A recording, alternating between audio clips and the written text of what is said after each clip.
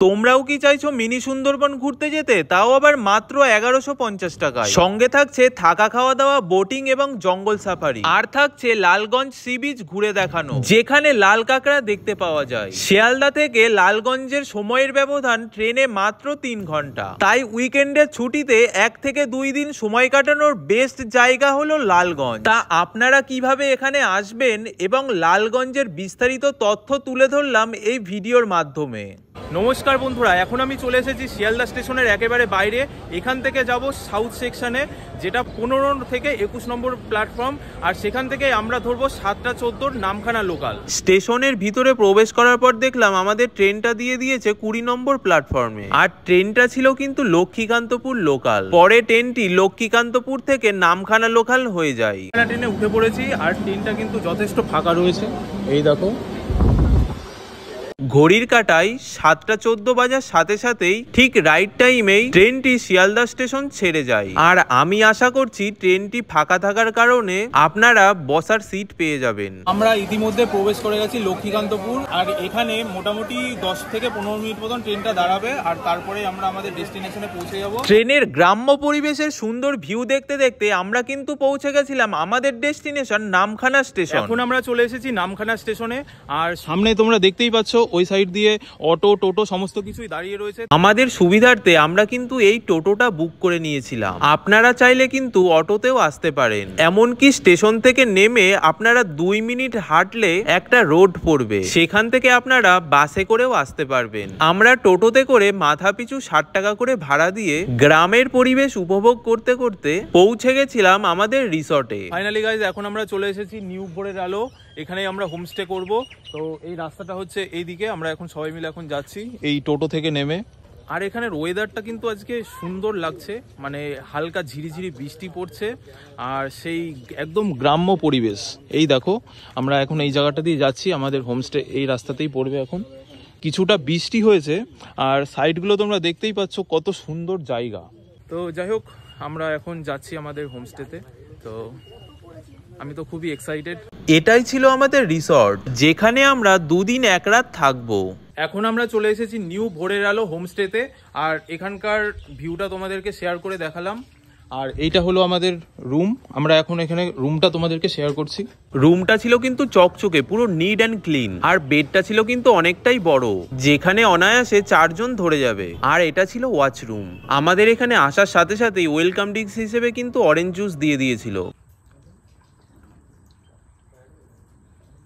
এই অরেঞ্জ জুসটা খেতে কিন্তু খুবই ভালো লাগলো, আর এই গরমের মধ্যে অরেঞ্জ জুস সবারই সত্যি খুবই প্রিয়। তো এখন আমরা স্নান দান করে ফ্রেশ হয়ে এখন চলে এসেছি লাঞ্চে, আর লাঞ্চের আজকের কিসের মেনু রয়েছে সেগুলো তোমাদেরকে শেয়ার করছি। তো তোমরা আসো।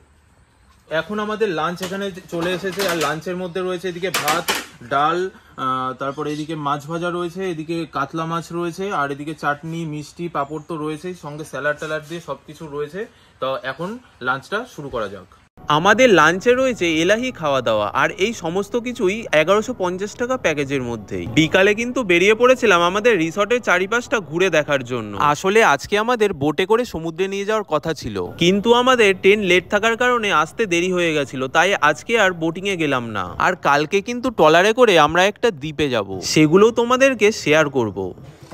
সন্ধেবেলায় আমাদের স্ন্যাক্সের মধ্যে দিয়ে দিয়েছে মুড়ি চানাচুর এবং ভেজ পকোড়া, আর সঙ্গে ছিল চা, যেটা কিন্তু আমি খুবই কম খাই।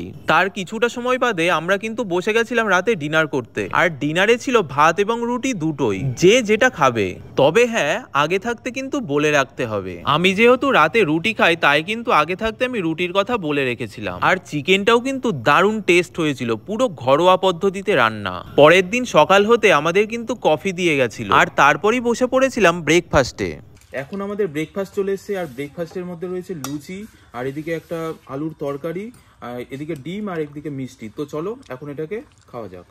আর এখানকার খাবারের কোয়ালিটিগুলো ছিল কিন্তু খুবই সুন্দর, একেবারে ঘরোয়া পদ্ধতিতে তৈরি করা, যেটা আমার খুবই ভালো লেগেছে। আমরা এখন সকালবেলায় বেরিয়ে পড়েছি নৌকার একটা রাইডে। তো এখন আমরা যাচ্ছি, তো তোমরা কন্টিনিউ করতে থাকো ভিডিওটা, আর আশা করি ভিডিওটা তোমাদের খুবই ভালো লাগবে। আর একটা সুন্দর রাস্তা দিয়ে এখন আমরা যাচ্ছি।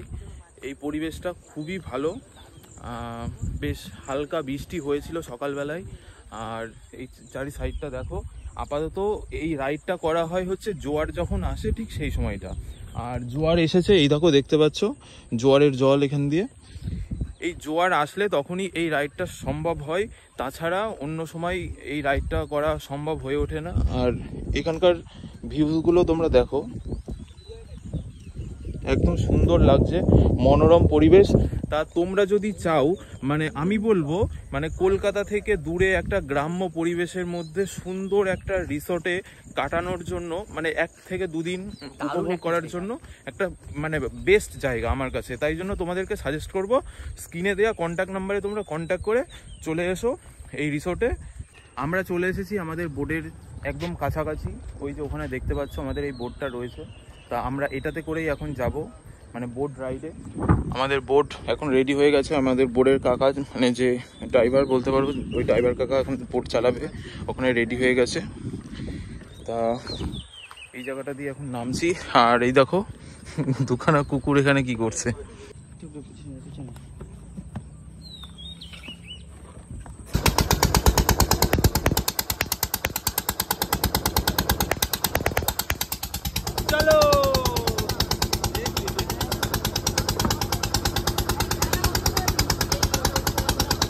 আমরা কিন্তু এখন বোটিংয়ে বেরিয়ে পড়েছি। ধীরে ধীরে আমরা নদীপথ পার করে সমুদ্রে প্রবেশ করেছি। প্রথম একটু ভয় লাগছিল, পরে আস্তে আস্তে সেটা ঠিক হয়ে গেছে। তবে যাই হোক, বোটিং করার অনুভূতিটা একটা আলাদাই মজা ছিল। তবে আমরা যখন বোটিং শুরু করলাম তখন কিন্তু ঝিরিঝিরি বৃষ্টি পড়ছিল। আর এই নদীপথ দিয়ে যাওয়ার সময় আমার কিন্তু একটা কথা মনে পড়ে গেছিল, সেটি হলো সুন্দরবন। এই রকম ম্যানগ্রোভ অরণ্যের মাঝখান দিয়ে বয়ে যাওয়া নদী, যেটা সুন্দরবনের দেখা মেলে। খোলা আকাশের নিচে প্রকৃতির মাঝে এত সুন্দর আবহাওয়ায় যেন এক আলাদাই অনুভূতি। বোটিং এ যাওয়ার সময় আমরা কিন্তু সুন্দর সুন্দর দৃশ্য উপভোগ করেছিলাম। এই ট্রলারে করেই কিন্তু জেলেরা সমুদ্র পাড়ি দেয় মাছ ধরার উদ্দেশ্যে। এর কিছুটা দূর যেতেই আমাদের কিন্তু দেখা মেলে মাছেদের, যেন দেখে মনে হচ্ছিল মাছেরা আনন্দিত হয়ে আমাদেরকে আহ্বান করছে। এ যেন এক অপরূপ সৌন্দর্য।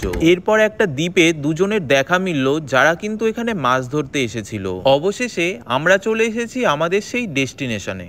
ইতিমধ্যে আমরা চলে এসেছি লালগঞ্জ সি বিচ। আর এই দেখো এই জায়গাটা তোমাদের দেখাচ্ছি, ওইখানে সমুদ্রের মতন কিন্তু ঢেউ আসছে, সমুদ্রের মতো ঢেউ আসছে, একদম সুন্দর জায়গা। জাস্ট এইটুকুনি এরিয়া, খুব একটা বেশি দূর নেই এই এরিয়াটা, একদম খুব কাছে। আর এখানে সবাই মাছ ধরার জন্য মেনলি আসে। কই দাদা মাছ পাননি? এই তো কাঁকড়া, কাঁকড়া বেঁধেছে, কাঁকড়া অনেক কিছু ধরেছে। এটা গুতে মাছ না পাকাল মাছ কি একটা ধরেছে বলে। তা কাকা এখানে কি কি মাছ পাওয়া যায়? এখানে সামুদ্রিক অনেক রকম ফার্সে মাছ আছে, তারপরে ভোলা মাছ আছে, তোপসে আছে, আমুদি আছে, চিংড়ি আছে, কাঁকড়া আছে, কাঁকড়া। আমরা দূরে যে জাহাজগুলো দেখতে পাচ্ছি, ওই জাহাজ, ওটা ট্রলার, ইলিশ মাছ ধরার জন্য ট্রলার ওরা বেরিয়ে যাবে, ওয়েদার খারাপের জন্য এখানে দাঁড়িয়ে আছে। ও আচ্ছা আচ্ছা, মানে যখন ওয়েদার ঠিক থাকবে বলতে কি, মানে ভাটা চলবে যখন তখন ধরবে? যখন উপর থেকে সিগন্যাল আসবে যে এবারে বাইরে বেরিয়ে যাও, ওরা তখন বেরিয়ে যাবে। আচ্ছা আচ্ছা, তাছাড়া এমনি সব মাঝখানে এরকম দাঁড়িয়ে থাকে। তো অবশেষে আমরা একটা কাঁকড়ার দেখা পেয়েছি। আর এটা ধরেছে কিন্তু ওই যে সুজয়, ওই যে ধরছে দৌড়ে দৌড়ে গিয়ে কাঁকড়া ধরছে। তা এই দেখো আমরা একটা কাঁকড়া, সেই কাঁকড়াটাই তোমাদের দেখাচ্ছি। কি সুন্দর লাগছে লাল কাঁকড়া,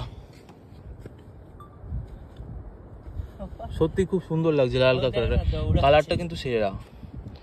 এটা কি মরে গেছে নাকি? হ্যাঁ। আর এই দেখো এর মধ্যেই যে কাঁকড়া রয়েছে, লাল কাঁকড়ায় দেখো ঢুকে যাবে, দেখো এখন ওই যে ঢুকে গেল। তা এই গাছগুলো কিন্তু সত্যি খুব সুন্দর লাগছে, এবং ফার্স্ট টাইম এই গাছগুলো দেখলাম, খুবই ভালো লাগছে গাছগুলো। তা তোমরা উপভোগ করতে চাইলে কিন্তু এখানে চলে আসবে। এই যে গাছপালাগুলো একদম ক্লোজ থেকে তোমাদের দেখাচ্ছি, দেখো মানে অনেকটা ঝাউ গাছের মতনই অ্যাকচুয়ালি মনে হয় ঝাউ গাছই।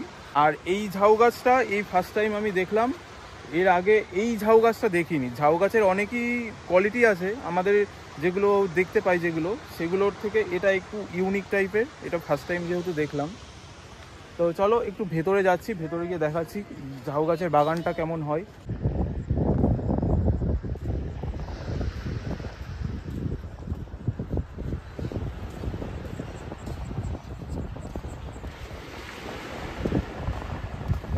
তো বন্ধুরা এখন কিন্তু আমি পৌঁছে গেছি একেবারে ঝাউ বাগানের ভিতরে। আর এখানে বড় বড় ঝাউ বাগান রয়েছে, আর এখানকার সাইডের ভিউগুলো তোমরা দেখো, কি সুন্দর ভিউ, অসাধারণ ভিউজ, অসাধারণ। আর এই ঝাউ গাছগুলো কিন্তু প্রচুর বড়, আর এমনকি এই জায়গাটা খুব ঠান্ডা রয়েছে জায়গাটা। এই দেখো তোমাদেরকে চারি সাইডটা ঘুরিয়ে দেখাচ্ছি, দেখো একদম মনোরম পরিবেশ, পাখির গুনগুন ডাক, সত্যি খুব অসাধারণ মুগ্ধকর একটা পরিবেশ রয়েছে। আর আমাদের এই কাকুটা গাইড করে নিয়ে আসছেন। অনেক ট্যুরিস্ট আছেন যারা এই জায়গাটায় আসেননি, যারা ঘুরতে পছন্দ করেন, আমি তাদেরকে বলবো এই জায়গাটা হলেও একবার এসে আপনারা ঘুরে যাবেন। তা আমরা এখন বেরিয়ে পড়বো এই জায়গাটা দিয়ে। এই দেখো, এটা কিন্তু কোনো রাস্তা না, তোমরা আবার এটাকে রাস্তা ভেবো না, মানে এটা তো জঙ্গল, তো যে যেখান দিয়ে জায়গা পেয়েছি সে সেখান দিয়েই বেরিয়ে পড়েছি। আর আমরা এটা পার করে ওই পাশটাতে যাব, ওই পাশটাতে। তো এই জায়গাটা দিয়ে, এখান দিয়ে এই যে জিত পার হলো, ক্রিসের মতো লাফ দিয়েছি, আমরা জিতে গেছি। এখন আমরা এই ট্রলারে উঠে পড়েছি, আর এখানে সুন্দর ভিউটা আমরা উপভোগ করছি।